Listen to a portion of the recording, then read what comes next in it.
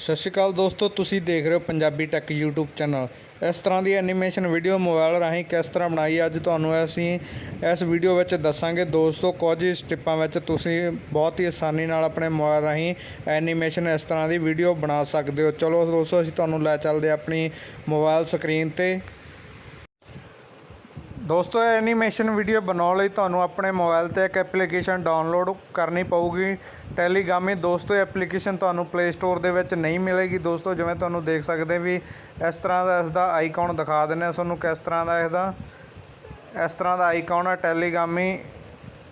ਦੋਸਤੋ, ਇਸ ਐਪਲੀਕੇਸ਼ਨ ਦਾ ਲਿੰਕ ਮੈਂ ਤੁਹਾਨੂੰ ਦੱਸ ਦਿੰਦਾ, ਡਿਸਕ੍ਰਿਪਸ਼ਨ ਦੇ ਵਿੱਚ ਲਿੰਕ ਦੇ ਦੂੰਗਾ। ਤੁਸੀਂ ਡਿਸਕ੍ਰਿਪਸ਼ਨ ਦੇ ਵਿੱਚ ਜਾ ਕੇ ਜੋ ਤੁਸੀਂ ਡਿਸਕ੍ਰਿਪਸ਼ਨ ਦੇ ਵਿੱਚ ਜਾਓਗੇ ਤਾਂ ਲਿੰਕ 'ਤੇ ਕਲਿੱਕ ਕਰੋਗੇ ਤਾਂ ਦੱਸ ਦਿੰਦੇ ਹਾਂ ਤੁਹਾਨੂੰ ਇਸ ਦਾ ਕਿਸ ਤਰ੍ਹਾਂ ਦਾ ਇੰਟਰਫੇਸ ਆ।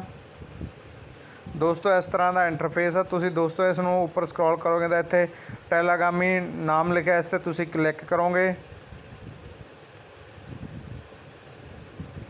ਇਸ 'ਤੇ ਕਲਿੱਕ ਕਰਨ ਤੋਂ ਬਾਅਦ ਆਟੋਮੈਟਿਕ ਡਾਊਨਲੋਡ ਹੋਣ ਲੱਗ ਜਾਊਗੀ, ਜਾਂ ਤੁਹਾਡੇ ਕੋਲ ਆਪਸ਼ਨ ਆ ਜਾਏਗੀ ਇੱਥੇ ਤੁਸੀਂ ਇਸ ਨੂੰ ਡਾਊਨਲੋਡ ਕਰ ਸਕਦੇ ਹੋ। ਦੋਸਤੋ, ਮੈਂ ਆਲਰੇਡੀ ਇਸ ਨੂੰ ਡਾਊਨਲੋਡ ਕੀਤਾ ਹੋਇਆ ਹੈਗਾ, ਤੁਸੀਂ ਇਸ ਨੂੰ ਡਾਊਨਲੋਡ ਕਰ ਲੈਣਾ। ਦੋਸਤੋ, ਡਾਊਨਲੋਡ ਕਰਨ ਤੋਂ ਬਾਅਦ ਤੁਸੀਂ ਇੱਥੇ ਇਸ ਨੂੰ ਓਪਨ ਕਰੋਗੇ।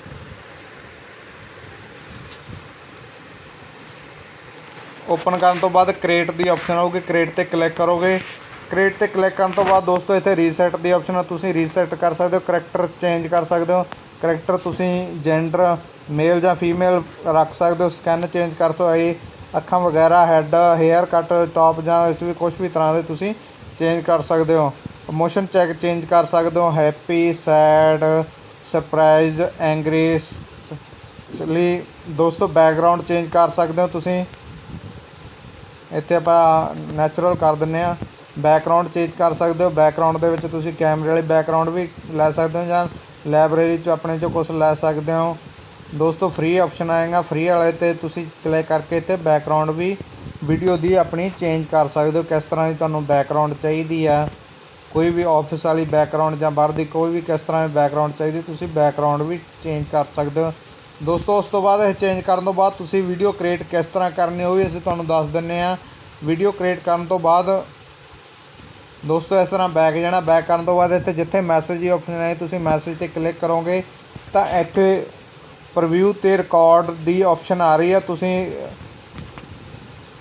ਰਿਕਾਰਡ ਦੀ ਆਪਸ਼ਨ ਆ ਰਹੀ ਹੈ, ਇਸ 'ਤੇ ਕਲਿੱਕ ਕਰੋਗੇ ਤਾਂ ਤੁਸੀਂ ਇਸ ਨੂੰ 30 ਸੈਕਿੰਡ ਲਈ ਵੀਡੀਓ ਬਣਾ ਸਕਦੇ ਹੋ। ਅਗਰ 30 ਸੈਕਿੰਡ ਤੋਂ ਜ਼ਿਆਦਾ ਬਣਾਉਣਾ ਚਾਹੁੰਦੇ ਹੋ ਤਾਂ ਤੁਹਾਨੂੰ ਪੇਡ ਇਸ ਦੇ ਲਈ ਕੋਈ ਪੈਸਾ ਦੇਣਾ ਪਵੇਗਾ। ਅਗਰ ਤੁਸੀਂ 30 ਸੈਕਿੰਡ ਤੋਂ ਵੱਧ ਵੀਡੀਓ ਬਣਾਉਣਾ ਚਾਹੁੰਦੇ ਹੋ ਦੋਸਤੋ, ਤੁਸੀਂ ਰਿਕਾਰਡ 'ਤੇ ਆਪਸ਼ਨ ਕਰੋਗੇ ਤਾਂ ਇਹ ਰਿਕਾਰਡ ਹੋਣ ਲੱਗ ਜਾਵੇਗੀ। ਜਿਸ ਤਰ੍ਹਾਂ ਦੀ ਮੈਂ ਸਟਾਰਟਿੰਗ ਦੇ ਵਿੱਚ ਤੁਹਾਨੂੰ ਦਿਖਾਈ ਵੀਡੀਓ, ਉਸ ਤਰ੍ਹਾਂ ਰਿਕਾਰਡ ਹੋ ਜਾਏਗੀ। ਰਿਕਾਰਡ ਕਰਨ ਤੋਂ ਬਾਅਦ ਤੁਸੀਂ ਆਸਾਨੀ ਨਾਲ ਇਸ ਨੂੰ ਐਕਸਪੋਰਟ ਕਰ ਸਕਦੇ ਹੋ। ਦੋਸਤੋ, ਇਹ ਸੀ ਅੱਜ ਦੀ ਐਨੀਮੇਸ਼ਨ ਕ੍ਰੀਏਟਰ ਵੀਡੀਓ। ਤੁਸੀਂ ਆਪਣੇ ਮੋਬਾਈਲ ਰਾਹੀਂ ਇਸ ਤਰ੍ਹਾਂ ਦੀ ਐਨੀਮੇਸ਼ਨ ਵੀਡੀਓ ਕਿਸ ਤਰ੍ਹਾਂ ਕ੍ਰੀਏਟ ਕਰ ਸਕਦੇ ਹੋ।